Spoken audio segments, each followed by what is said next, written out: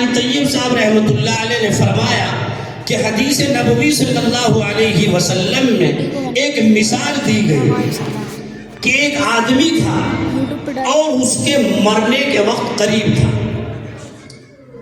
اس کے 3 بھائی تھے، ایک بڑا بھائی، ایک منجلا بھائی، ایک چھوٹا بھائی. جب وہ مرنے لگا تو اس نے اپنے بڑے بھائی کو بلایا اور اس سے کہنے لگا، دیکھ بھائی، آج میں بڑے پریشانی میں مبتلا ہوں، بڑی بیماری کی کیفیت ہے، بڑا لمبا سفر ہے، آخرت کا سفر طے ہونے والا ہے، مجھے تیری ضرورت پڑ رہی ہے، کیا تو میرے کام آئے گا؟ تو میرے کچھ کام آ سکتا ہے، میری مدد کر سکتا ہے، میرے ساتھ رہ سکتا ہے؟ تو اور یہ بھی کہا کہ اے بڑے بھائی، کوئی بھی معاملہ ہوا، کوئی بھی نعمت ملی، میں نے تجھے سامنے رکھا، کوئی حالت تجھ پر آن پڑی، میں نے اس کو اپنے اوپر جھیلا، اس بات کا خیال کیا کہ میرا بڑا بھائی ہے، اس میرے بڑے بھائی کو کوئی تکلیف نہ پہنچے.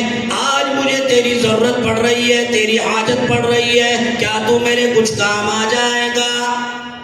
فرماتے ہیں اس بڑے بھائی نے ٹکا سا جواب دے دیا، منع کر دیا، میں تیرے کام نہیں آ سکتا، میں تیرے کام نہیں آ سکتا، بس اتنا تیرے پاس موجود ہوں جتنا تیرے اندر سانس چل رہی ہے، بس اتنا تو میں تیرے پاس ہوں یہاں موجود. لیکن جب یہ سانس اکھڑ جائے گی، تو مر جائے گا، تو تیرا میرا واسطہ ختم، مجھ سے کوئی توقع نہ رکھنا. بھائی پریشان ہے. بھائی نے دوسرے والے بیچ والے بھائی کو بلایا اور اس سے کہنے لگا، دیکھ بھائی، میں بڑا پریشان ہوں، بڑا بیمار ہوں، بڑی تکلیف کے اندر ہوں، اور کوئی بھی معاملہ ہوا، میں نے اپنے بھائی تجھے، تیرے اوپر کوئی تکلیف نہیں آنے دی، کوئی پریشانی نہیں آنے دی، کوئی معاملہ ہوا اسے اپنے اوپر لے لیا، لیکن آج مجھے تیری حاجت ہے، آج مجھے تیری ضرورت ہے، کیا تو میرے کام آ سکتا ہے؟ اس بھائی نے بھی جواب دے دیا، اس بھائی نے بھی جواب دے دیا اور کہہ دیا کہ میں تیرے کام نہیں آ سکتا، میں تیرے کام نہیں آ سکتا، بس اتنا کروں گا، جب تیری سانس اکھڑ جائے گی تجھے یہاں سے اٹھاؤں گا اور قبر کے گڈھے کے اندر ڈال کے آ جاؤں گا، بس اس کے بعد اس کے علاوہ میرا اور تیرا کوئی واسطہ نہیں، کوئی تعلق نہیں. اس کے بعد اس بھائی نے سب سے چھوٹے بھائی کو بلایا اور اس کو بلانے کے بعد کہا کہ دیکھ بھائی، میرا منہ تو نہیں کہ تجھ سے سوال کروں، اس لیے کہ میں نے تجھے بڑا پریشان کیا، نعمتوں کا مسئلہ ہوا، خود میں نے بڑھ چڑھ کر لی، لیکن چھوٹے بھائی کو نہیں دی، میں نے تجھے بڑا پریشان کیا، بڑی تکلیف پہنچائی، لیکن میرا یہ آخری وقت ہے. آدمی کو اپنے بھائی سے، اپنے عزیز سے امید ہوتی ہے، لگن ہوتی ہے، تو میرا چھوٹا بھائی ہے، مجھے تجھ سے بڑی امیدیں وابستہ ہیں، اس لیے تجھ سے سوال کر رہا ہوں، گرچہ میرا منہ تو ہے نہیں کہ تجھ سے سوال کروں، کیا تو میرے کام آ سکتا ہے، میری مدد کر سکتا ہے؟ اس نے کہا، ہاں بھائی، میں تیری مدد کروں گا، گرچہ تو نے مجھے پریشان کیا، تکلیف پہنچائی، نعمتوں میں مجھے پیچھے رکھا، لیکن میں تیرے کام آؤں گا. اللہ کے رسول صلی اللہ علیہ وسلم نے حضرت صحابہ رضی اللہ عنہ سے پوچھا کہ یہ بتاؤ کہ بڑا بھائی کیسا تھا؟ تو صحابہ رضی اللہ عنہ اجمعین نے فرمایا، بڑا بھائی بڑا بدسلوک تھا، بڑا خبیث تھا، بڑا نالائق تھا، کہ جس بھائی نے اس کے ساتھ پوری زندگی حسن سلوک کیا، اچھائیاں کی، اسے نعمتوں میں سب سے آگے رکھا، آج اس بھائی کو ضرورت پڑی تو اس نے ٹکا سے جواب دے دیا، تو بڑا کمینہ آدمی تھا، بڑا بدخصلت تھا. پھر پوچھا دوسرا بھائی کیسا تھا، بیچ والا، کہ وہ بھی انتہائی بدخصلت تھا، وہ بھی کمینہ تھا، وہ بھی وقت پر کام نہیں آیا. اور فرمایا تیسرا بھائی، کہ تیسرا بھائی بہت اچھا تھا، چھوٹے والا بھائی بہت اچھا تھا، کہ گرچہ اسے اس نے نعمتوں میں پیچھے رکھا تھا، اس کو پریشان کیا تھا، اسے تکلیفیں پہنچائی تھی، لیکن یہ بھائی اس کے کام آ رہا ہے. تو اللہ کے رسول صلی اللہ علیہ وسلم نے حضرات صحابہ رضی اللہ عنہ اجمعین سے فرمایا، جانتے ہو یہ 3 بھائی کون ہیں؟ صحابہ رضی اللہ عنہ نے عرض کیا اللہ ورسولہ اعلم، اللہ اور اس کا رسول زیادہ جانتا ہے۔ تو آپ صلی اللہ علیہ وسلم نے فرمایا یہ ایک مثال تھی آدمی کا جو بڑا بھائی ہے وہ اس کا مال و دولت ہے۔ وہ کیا ہے؟ اس کا مال و دولت ہے کہ پوری زندگی جس کے کمانے میں نہ حلال کی فکر کی، نہ حرام کی فکر کی، نہ جائز دیکھا نہ ناجائز دیکھا، کسی بھی طریقے سے آیا مال کو کمانے میں لگ گیا، اس دنیا کو کمانے میں لگ گیا، اور حال یہ ہو گیا کہ آدمی مر جاتا ہے۔ چنانچہ روایتوں میں آیا فرشتے کہتے ما قدم فلاں ما قدم فلاں، فلاں آدمی نے کیا عمل آگے کے لیے بھیجا، لیکن آدمی ابھی مرتا ہے، سانس اکڑتی ہے، وارثین کہنے لگتے ہیں ما اخر فلان ما اخر فلاں، یہ کیا چھوڑ کے گیا، ورثے میں مال و دولت کیا چھوڑ کے گیا، میرے حصے میں کیا چیز آئی، ابھی اسے دفنایا نہیں گیا کہ وارثین میں یہ بات طے ہو جاتی ہے فلاں چیز میں رکھوں گا، فلاں چیز میں رکھوں گا، فلاں چیز میں رکھوں گا۔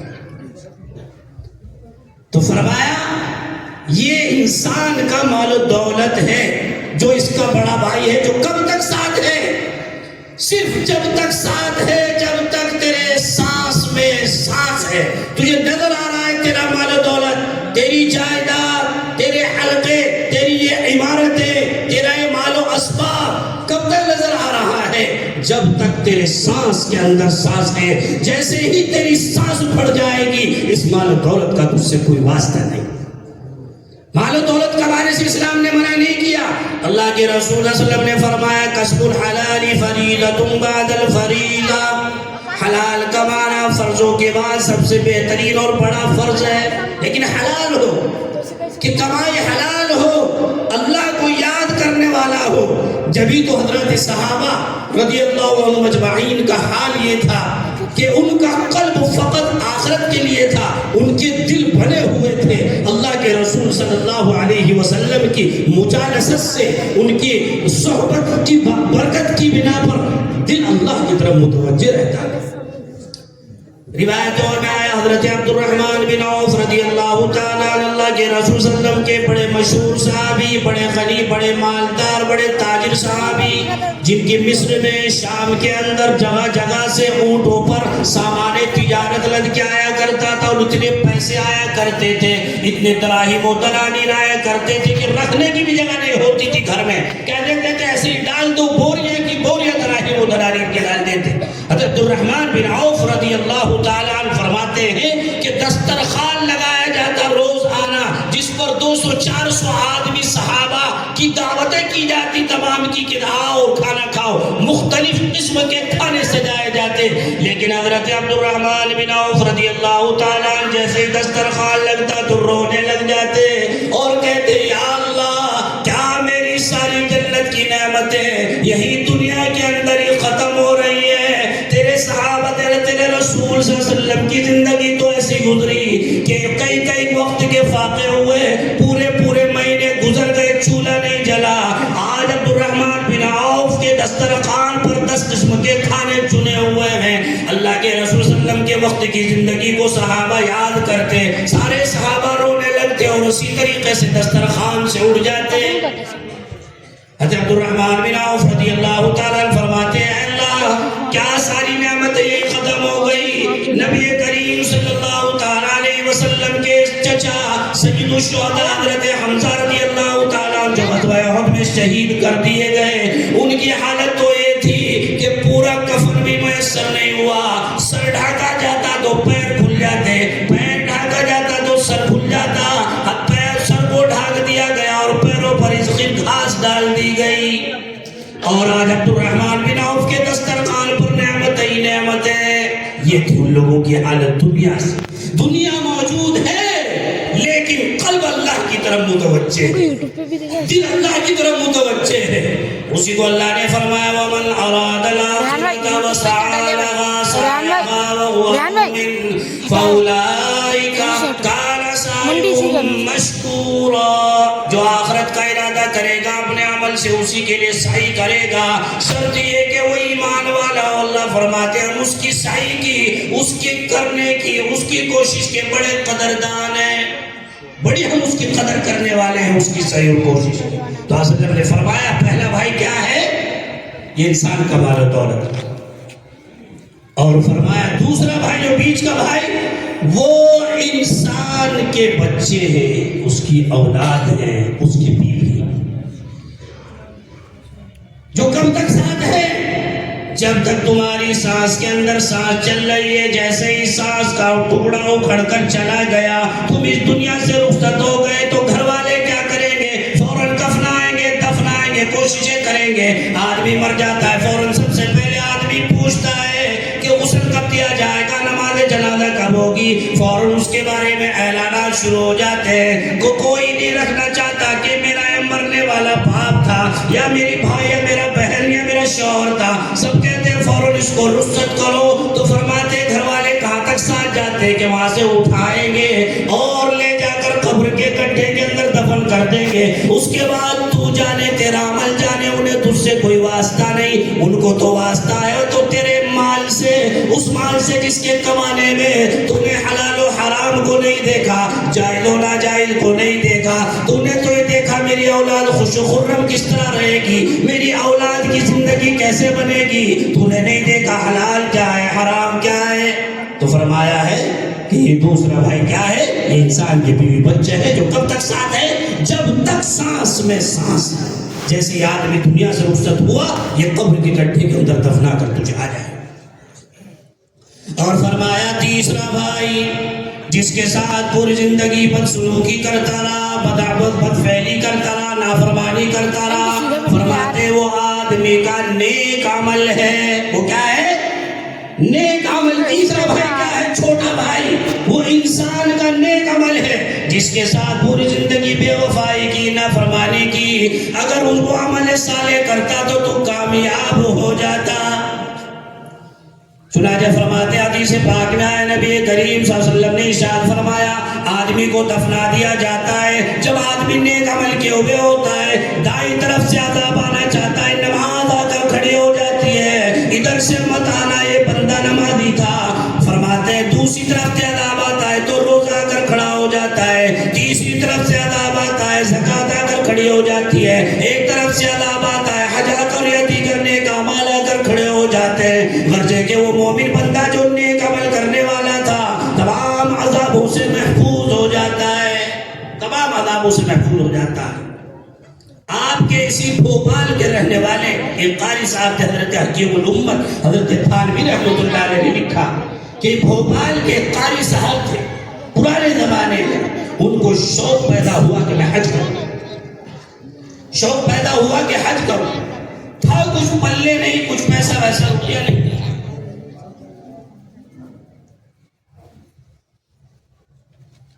فرماتے ہیں 1 روپیہ ان کے پاس نہیں. انہوں نے 12 آنے کا ایک تھیلا سلوایا، 4 آنے کے چنے لیے اور ایک گلاس اور ایک لوٹا لیا اور لے کر چل دیے. اس بھوپال سے بمبئی پیدل چل دیے حج کرنے کے لیے کہ میں حج کرنے جاؤں گا، کسی طرح وہاں تک تو پہنچوں. تو وہ قاری صاحب بہترین قرآن پاک کے پڑھنے والے تھے. حضرت نے لکھا ہے کہ وہ چل دیے ارادہ کرتے ہوئے اور تھوڑے سے چنے لے لیے تھے. چنے کھا کر اپنا وقت گزر بسر کر رہے تھے. کوئی راستے میں مل گیا، کسی نے دعوت کر دی تو کھا لے، ورنہ چل دیے. اب کسی نہ کسی طریقے سے بمبئی پہنچ گئے. ایئرپورٹ پر جہاں پر سے پہلے ویسے جہاز چلتے تھے پانی کے، وہاں بحری جہازوں کے اڈے پر پہنچ گئے. وہاں جا کر کپتان سے کہا کہ بھائی میں حج کرنا چاہتا ہوں لیکن روپیہ میرے پاس نہیں، کیا کوئی نوکری مل جائے گی تمہارے جہاز میں؟ تمہارے جہاز میں کوئی نوکری مل جائے گی کہ میں وہ نوکری کر لوں گا لیکن مجھ کو حج پر جانا ہے. کپتان نے کہا کہ تمہارے مطلب کی تو کوئی نوکری نہیں ہے، تم تو بڑے نیک آدمی معلوم ہوتے ہو، مقدس آدمی معلوم ہوتے ہو. کہنے لگا نہیں میں کام کر لوں گا، مجھے کام بتائیں. تو کپتان نے دیکھنے کے لیے کہ دیکھتے ہیں کہ شوق اور جذبہ کتنا ہے، اس کپتان نے کہا یہ غلے کی بوری ہے، اس کو اٹھاؤ اور اسے یہاں سے اٹھا کر وہاں پر چھت کے اوپر پہنچاؤ، جہاز کی دوسری منزل پر پہنچاؤ. تو فرماتے ہیں قاری صاحب نے اللہ سے دعا کی، اے اللہ یہاں تک تو پہنچنا میرا کام تھا، میری کوشش تھی، آگے پہنچانا تیرا کام ہے۔ بسم اللہ پڑھ کر وہ بوری اٹھا لی اور کپتان دیکھ کر خوش ہو گیا کہ دیکھو ایک بوڑھا آدمی ہے لیکن کتنا شوق اور جذبہ ہے، وہ بسم اللہ پڑھ کر وہ بوری اٹھا اس کو پہنچا دیا۔ کپتان نے پیٹ تھپ تھپائی اور کہنے لگا دیکھو نوکری کوئی نہیں، صرف ایک نوکری ہے، لیکن تم مقدس آدمی ہو، میں چاہتا نہیں تم سے وہ نوکری لوں، لیکن میری مجبوری ہے، مجبوری یہ ہے کہ جو پاخانہ کیا جاتا ہے سمندر سے تمہیں پانی لینا ہے اور اس عرصے پر اس پاخانے پر تمہیں بہانا ہے، روزانہ تمہاری ڈیوٹی یہ رہے۔ قاری صاحب نے منظور کر لیا۔ قاری صاحب روزانہ لنگی پہنتے اور اس جو ہے پانی کو لیتے اور جو پاخانہ ہوتا تھا، جو حجاج کرام یہ لوگ جا رہے ہوتے تھے اس عرصے پر بہاتے، وہ پھر سمندر کے اندر چلا جاتا۔ اس کے بعد قاری صاحب کی عادت یہ تھی کہ غسل کرتے اور کپڑے پہن کر اپنے نماز پڑھتے تھے۔ رات کو تہجد میں قرآن پاک پڑھتے تھے۔ ایک مرتبہ اسی طرح رات کو تہجد میں قرآن پاک پڑھ رہے تھے کہ وہ کپتان آیا ایسے ہی دیکھ بھال کے لیے، نگرانی کے لیے، تو دیکھا یہ قاری صاحب کچھ پڑھ رہے ہیں، وہ تو غیر مسلم تھا، اس نے کہا یہ کچھ قاری صاحب پڑھ رہے ہیں، اور تو اس کو بہت اچھا لگا، بہترین قرآن پڑھنے والے تھے قاری صاحب یہیں کے، آپ کے بھوپال کے رہنے والے۔ تو فرماتے ہیں قاری صاحب اتنی خوش الحانی سے تہجد میں قرآن پاک کی تلاوت کر رہے تھے کہ کپتان کو دیکھ کر جو ہے بڑی خوشی ہوئی، جیسے سلام پھیرا، پوچھا یہ کیا پڑھ رہے تھے؟ کہ یہ قرآن پڑھ رہے تھے، کہ ہمیں بھی سناؤ، ہمیں بھی پڑھاؤ۔ تو قاری صاحب نے کہا اس کے لیے پہلے غسل کرنا پڑے گا، پہلے نہا کر آؤ، پاک ہو کر آؤ۔ غسل کر کے آئے، قاری صاحب نے پہلے تو کلمہ پڑھایا، لا الہ الا اللہ محمد رسول اللہ صلی اللہ علیہ وسلم، کلمہ پڑھایا۔ اس کے بعد سورت پڑھائی، قل هو اللہ احد اللہ الصمد لم یلد ولم یولد ولم یکن لہ کفوا احد، پوری سورہ اخلاص پڑھائی۔ اور کپتان کی یاد ہو گئی، اب وہ کپتان جہاز میں پھر رہا ہے اور سورہ اخلاص قل هو اللہ احد اللہ الصمد لم یلد ولم یولد ولم یکن لہ کفوا احد پڑھتا جا رہا ہے، بار بار پڑھتا ہے۔ تو لوگوں نے اس سے کہا کہ بھائی تو مسلمان ہو گیا ہے کہ اچھا اس طرح مسلمان ہو جاتے ہیں کہ ہاں۔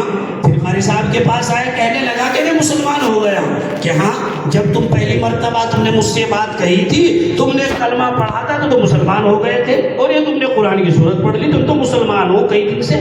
کہ اچھا، کہ ٹھیک ہے پھر ہم مسلمان ہی رہے گا۔ کیا کہا؟ پھر ہم مسلمان ہی رہے گا۔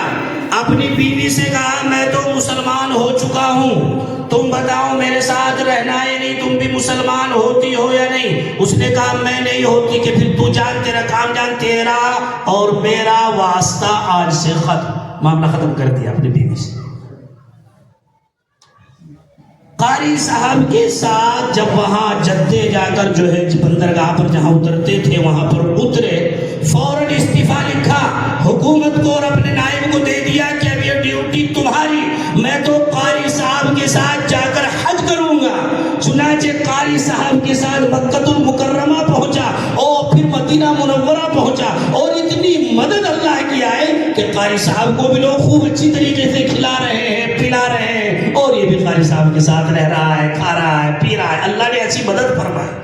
یہ قاری صاحب آپ کے بھوپال کے اس شخص کے اسلام کا ذریعہ بن گئے، مسلمان ہونے کا ذریعہ بن گئے۔ تو یہ عمل ہونا چاہیے، یہ محبت ہونی چاہیے۔ اسی بنا پر اللہ فرماتے ہیں وَلَوْ أَنَّ أَهْلَ الْقُرَىٰ آمَنُوا وَاتَّقَوْا لَفَتَحْنَا عَلَيْهِمْ بَرَكَاتٍ مِّنَ السَّمَاءِ وَالْأَرْضِ، اگر یہ بستی والے ایمان لے آتے، تقوی اختیار کرتے، لَفَتَحْنَا عَلَيْهِمْ بَرَكَاتٍ مِّنَ السَّمَاءِ وَالْأَرْضِ، تو ہم ان کے اوپر برکتوں کے دروازے کھول دیتے آسمان و زمین سے۔ صرف برکت کے نہیں، برکتوں کے، برکات کے دروازے زمین و آسمان سے کھول دیتے، برکتوں کے دروازے کھل جاتے۔ حضرت ابو ہریرہ مسند احمد میں لکھا ہے، حضرت ابو ہریرہ رضی اللہ تعالی عنہ اللہ کے رسول صلی اللہ علیہ وسلم سے احادیث پڑھتے تھے، اصحاب صفہ میں سے تھے۔ ایک مرتبہ بھوک کی انتہائی شدت ہوئی، دل میں خیال آیا، اسی طرح طلبہ تھا جس طرح طلبہ حدیث پڑھتے ہیں، علم پڑھتے ہیں، تو حضرت ابو ہریرہ رضی اللہ تعالیٰ عنہ کے دل میں خیال آیا کہ آج حضرت ابو بکر رضی اللہ تعالیٰ عنہ آئیں گے تو ان سے ملاقات کروں گا۔ ایک مسئلہ ان سے دریافت کروں گا، مسئلہ دریافت کرتے کرتے حضرت ابو بکر صدیق رضی اللہ عنہ کے ساتھ ان کے گھر چلا جاؤں گا، اس طرح میری مہمان نوازی ہو جائے گی، میرا پیٹ بھر جائے گا۔ فرماتے ہیں حضرت ابو بکر صدیق رضی اللہ عنہ تشریف لائے، حضرت ابو ہریرہ رضی اللہ تعالی عنہ نے کوئی سوال کیا، کوئی مسئلہ پوچھا، تو جب مسئلہ پوچھا حضرت ابو بکر صدیق رضی اللہ تعالی عنہ نے مسئلے کا جواب دیا، اور جواب دینے کے بعد حضرت ابو ہریرہ کو رخصت کر دیا۔ ان کے وہم و گمان میں بھی نہیں کہ حضرت ابو ہریرہ رضی اللہ تعالیٰ عنہ مجھ سے سوال اس لیے کر رہے ہیں کہ ان کو فاقہ ہے اور بھوک شدت کی لگی ہوئی ہے، ان کے وہم و گمان میں نہیں۔ تھوڑی دیر میں حضرت عمر فاروق رضی اللہ عنہ تشریف لائے، ابو ہریرہ رضی اللہ تعالیٰ نے ان سے بھی اسی طریقے سے سوال کیا، حضرت عمر رضی اللہ تعالیٰ بھی نہیں سمجھ پائے اور آپ نے بھی سوال کا جواب دیا اور رخصت کر دیا۔ تھوڑی دیر میں نبی اکرم صلی اللہ علیہ وسلم گھر سے باہر تشریف لائے تو ابو ہریرہ رضی اللہ تعالیٰ عنہ کو دیکھا اور دیکھ کر مسکرائے، کہنے لگے لگ رہا ہے کہ بھوک لگ رہی ہے، بھوک کی شدت ہے، آؤ میرے ساتھ میرے گھر چلو۔ ابو ہریرہ رضی اللہ تعالیٰ عنہ کو لے کر نبی اکرم صلی اللہ علیہ وسلم گھر میں تشریف لے گئے۔ گھر میں آواز کی پوچھوایا گھر میں کچھ ہے تو بتایا گیا دودھ کا ایک پیالہ ہدیے میں آیا ہوا ہے، اس کے علاوہ کچھ موجود نہیں ہے۔ آپ صلی اللہ علیہ وسلم نے فرمایا وہ دودھ کا پیالہ بھجواؤ، وہ بھجوایا گیا تو حضرت ابو ہریرہ رضی اللہ تعالی عنہ سے آپ صلی اللہ علیہ وسلم نے فرمایا کہ ابو ہریرہ جاؤ تمام اصحاب صفہ کو لے آؤ۔ 70 صحابہ رضی اللہ عنہ تشریف لائے۔ آپ صلی اللہ علیہ وسلم نے حضرت ابو ہریرہ رضی اللہ عنہ سے فرمایا بسم اللہ پڑھ کر دائیں طرف سے پلانا شروع کرو، چنانچہ فرماتے وہ دودھ پلایا گیا پلایا گیا پلایا گیا۔ 70 صحابہ رضی اللہ عنہ نے سیر ہو کر دودھ پیا اور پیالے میں دودھ ختم نہیں ہوا۔ اس کے بعد آپ صلی اللہ علیہ وسلم نے وہ دودھ حضرت ابو ہریرہ رضی اللہ تعالیٰ عنہ کو دیا اور فرمایا تم بھی یہ دودھ پیو۔ انہوں نے پیا، پھر فرمایا اور پیو ابو ہریرہ، پھر پیا، پھر فرمایا اور پیو، تیسری مرتبہ فرمایا پیا۔ پھر حضرت ابو ہریرہ رضی اللہ عنہ کرنے لگے اللہ کے رسول میرے تو ناخنوں تک جو ہے دودھ کی تری پہنچ گئی، میں آگے نہیں پی سکتا۔ پھر آپ صلی اللہ علیہ وسلم نے اس کو نوش فرما کر ختم فرمایا۔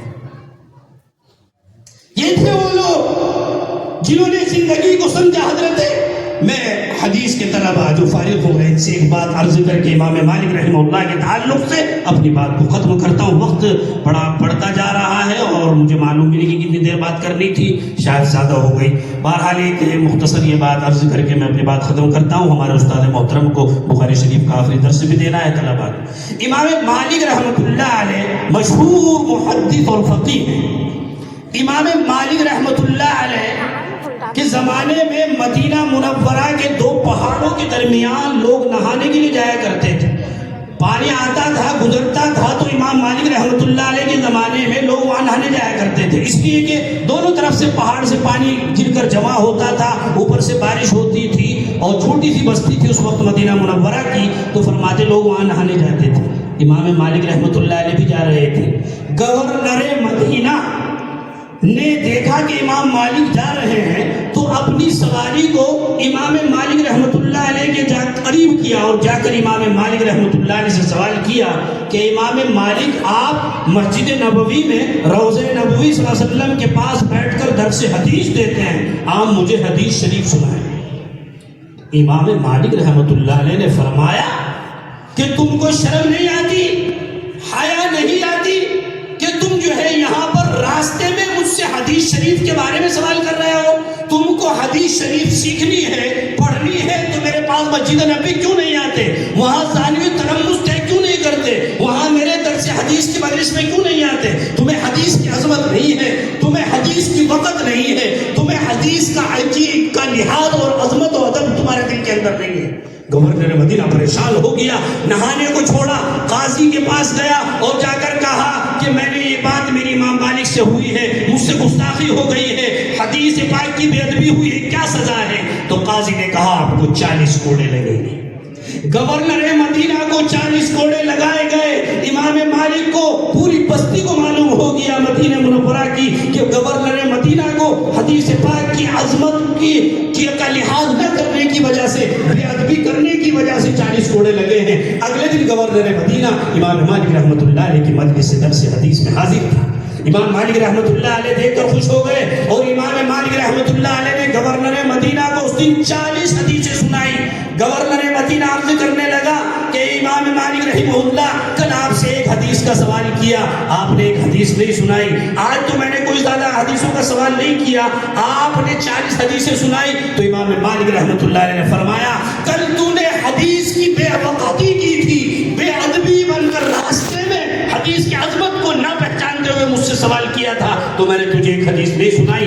آج تو رسول کریم صلی اللہ علیہ وسلم کی حدیث کی عظمت کے اوپر اپنی کمر کے اوپر 40 کوڑے کھا کر آ رہا ہے، تو میرے دل میں خیال آیا امام مالک رحمہ اللہ کے کہ تجھ کو ہر کوڑے کے بدلے ایک حدیث سناؤ، اس لیے میں نے تجھے 40 حدیث سنائی۔ گورنر مدینہ کہتا ہے کاش مجھے معلوم ہوتا کہ امام مالک رحمۃ اللہ علیہ مجھے ہر کوڑے کے بدلے ایک حدیث سنائیں گے تو میں اور زیادہ کوڑے اپنے پیٹ کو کھا کر آتا۔ تو اس حدیث کی عظمت کو ہمیں پہچاننا چاہیے۔ امام بخاری رحمۃ اللہ علیہ جنہیں اس حدیث کو 16 برس کے عرصے میں لکھا اور ہمیشہ روزہ رکھ کے لکھا، مکہ المکرمہ میں بیٹھ کر لکھا، مدینہ منورہ میں جا کر امام بخاری رحمۃ اللہ نے اس کے عنوانات قائم کیے اور 16 برس تک روزہ رکھ کر اس حدیث شریف کی کتاب کو لکھا، جس کو آپ ہی آپ کی طلبہ پڑھ رہے ہیں، فارغ ہو رہے ہیں۔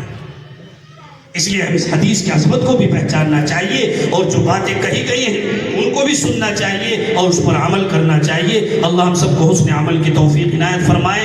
اب ذرا سا میں چاہتا ہوں کہ 2-3 اشعار جو ہے حمد پاک اور 2-3 اشعار نعت پاک کے پڑھ کے اپنی ایک جگہ لیتا ہوں۔ تیری عظمتوں سے ہوں بے خبر،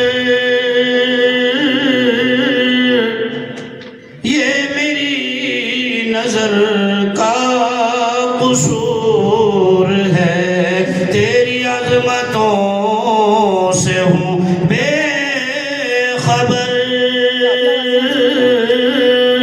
یہ میری نظر کا قصور ہے، تیری رہ گزر میں قدم قدم، میرے مولا تیری رہ گزر میں قدم قدم، کہیں عرش ہے کہیں طور ہے، تیری عظمتوں سے ہوں بے خبر، یہ بجا ہے مالک بندگی،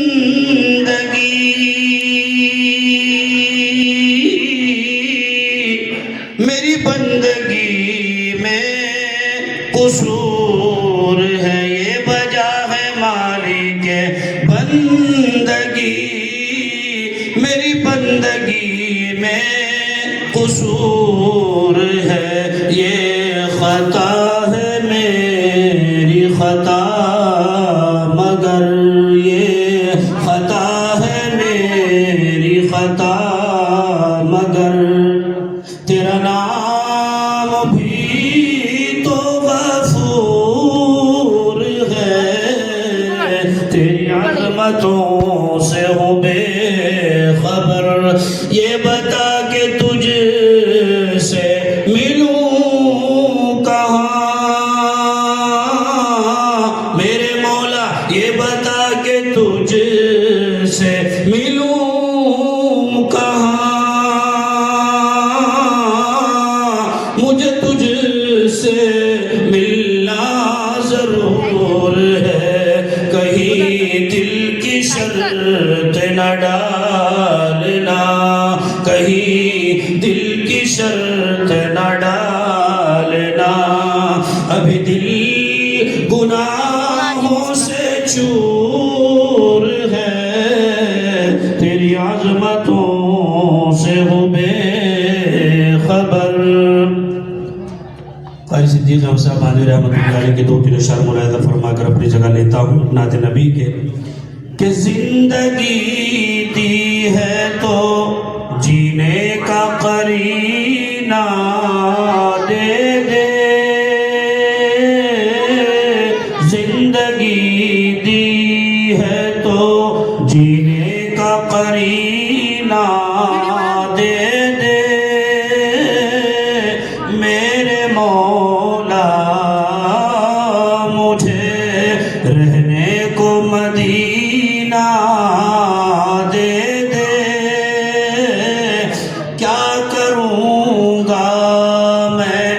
گلاب اور چمن کی خوشبو، کیا کروں گا میں گلاب اور